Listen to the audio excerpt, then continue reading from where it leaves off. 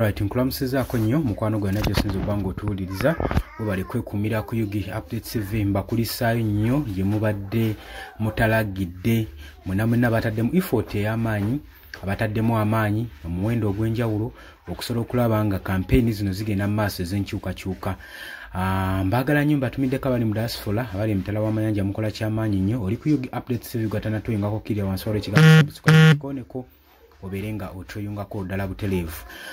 Kakati Robert Kyagulanyi Ssentamu amanyikiddwa nga Bobi Wine kyakoze ab'ebitongole ebikuumaddembe betuyise security forces abadeployingibwa ku campaigns kyabakoze enkoko ekikola abaana baayo naye nga kyabagambye oba kyakoze nga ge mazima. Kino nno kireetedde ne bannabyabufuzi ab'enjawulo abali ku ludda olw'opposition abali mu race y'emu okwogera ku nsonga eno era n'okugulumiza Robert Kyagulanyi Ssentamu era nga bagamba na bennyini tibasaasidde Mwami Yoweri Kaguta Museveni ataamanya nti Robert Kyagulanyi Ssentamu alijja.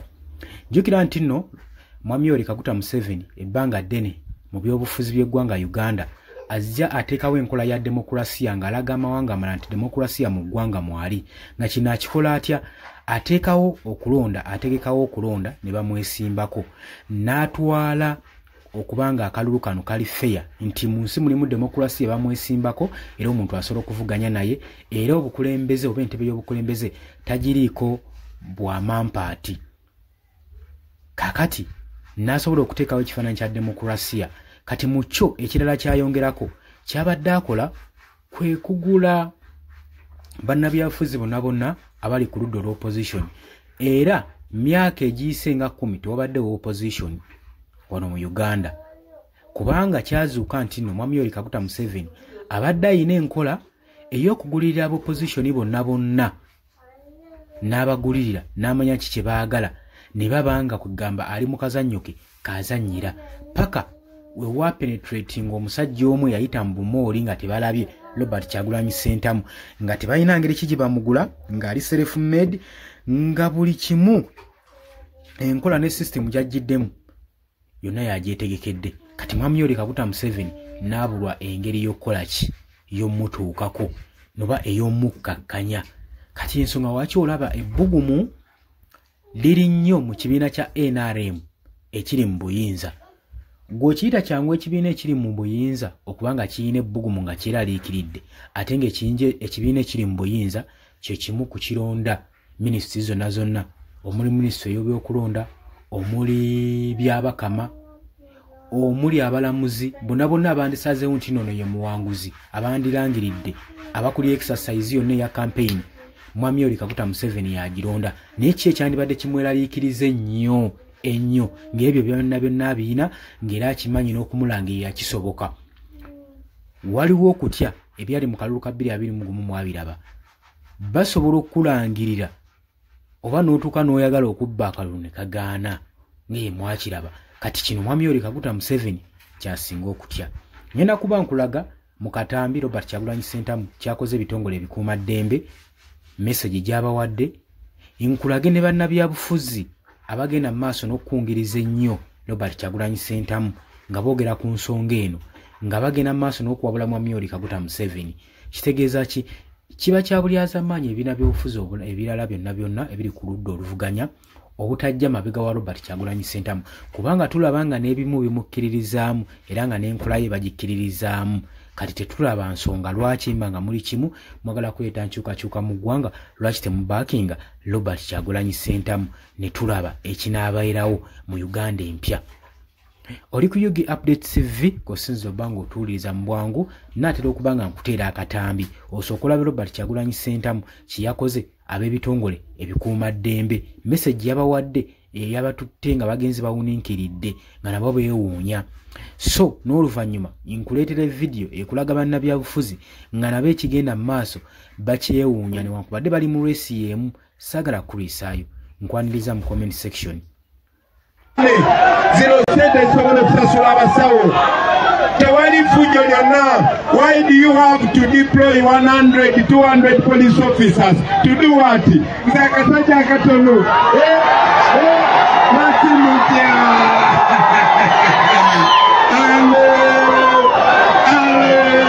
people Kiwulira banange munonde mulaba bano ba police officer mayinja 2 mayinja 3 mayinja 5 they are very professional right now. They are supposed to be in office organizing security, making sure everybody else is safe.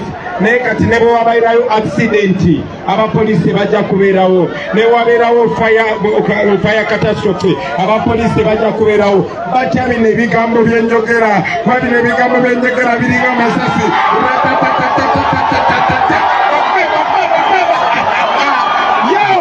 Kati kamabulire kino mwe ba police officer banange mugenda kunyumirwa bayirewe kamabulire mwebale kuma mpisa tukumye mpisa discipline mwalabyeko teyagasi yenna naye nga bamuyinaawo, mwalabyeko amasasi gonna naye nga bagalinawo.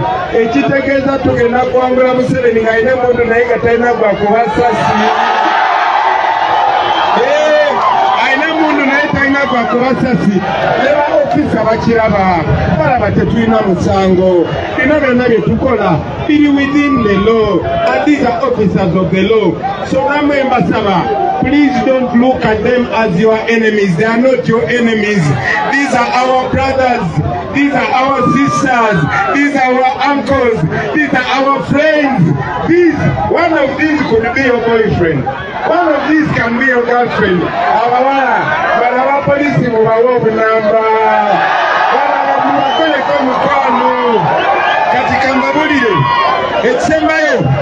Eksembayo in a new Uganda already mazoba bulira tengundo zijja kuba zirungi. Already mazoba gamba kyamasanyalaze kagenda kutuka everywhere and for half price. Unit mujigula 10 mu Uganda tejja kuba ya 5. Uganda is part of Africa naite mwina mazi. I'm promising you in a new Uganda, every household, every village, every hospital egenda kubeera n'amaziga tap. Ataka maziga tapu gagenda kubeera ga siringi 10 shillings per 20 liter jerrycan. That is possible. My promising that as soon as I become president, you are going to get back ownership of your coffee. Mwebe bako bakutaka tugenda baza kutaka lyammwe. Tugenda kubanga tweyagala banange muveyo mulonde. Muveyo mubungi nga mulonda. Non-violently but assertive. Yagala okubasaba mwenna eno message gye mbagamba n'ebirala byonna byonna si bibagambe naye mmanyi ndaba mwenna mwina smartphones. Mukozese TikTok, mukozese Facebook. Mugende mu making sure mu spreading a message. Muganda mwene waba police muweka message. Kasindike mu family group. Kabulira ba obi ne ba OGs. Let all Ugandans know. Basaba mwena mubere ba agents of change baganda bange. Mwena mubere ba agency. Mwena mubere ba campaigning manager. This is not about Bobby Wine. It is about that woman. It is about that man. It is about that police officer. It is about that traffic officer. That border, that farmer, that nurse, that doctor. It's about a new Uganda. It's about all of us. For all of us to be proud of this country, whether you are a police officer, whether you are educated or uneducated. It's a revolution for the generation. Listen, whether you are a doctor or a teacher, whether you are a farmer or a lawyer, whether you are a police officer or a soldier, whether you are a woman or whether you are a man, everybody, this is our country. This is our chance. Banange mukozesa omukisa guno. Mukozesa omukisa guno. Mufuna abakulembeze nga si ba boss. Wabulanga ba servant. I promise not to be a boss. I promise to be a servant. For the first time, you are going to see another president. None of you tewali alabeko president mulala. Now police, you police officers, 90% of you have never seen another president in your life. You deserve that. You deserve that dignity. You deserve that happiness. All of us deserve it. It is not a crime. We deserve it as a new generation. It has been 40 years. We can change that.